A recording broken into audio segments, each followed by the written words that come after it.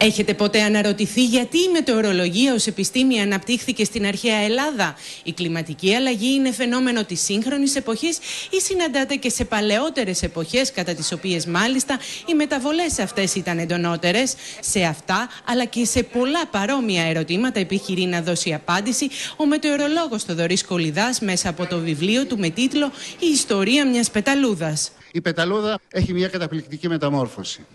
Από ένα έντομο, από μια κάμπια, γίνεται μια πανέμορφη πεταλούδα. Και άλλες φορές το ίδιο λοιπόν και η ίδια η κοινωνία και η επιστήμη σέρνεται σε κάμπια και άλλες φορές αποκτά τα φτερά μιας πεταλούδας, απογειώνεται με τον πολιτισμό, με την κοινωνική ανάταση.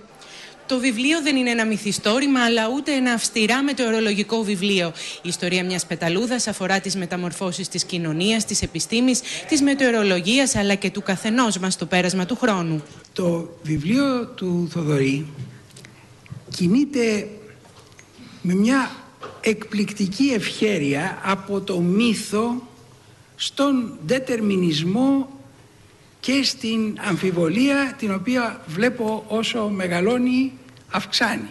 Εγώ είδα πρώτα απ' όλα μια πελώρια σειρά από μύθους, θέσφατα και βεβαιότητες της ανθρωπότητας που κατέρευσαν σε αυτή τη συναρπαστική πορεία.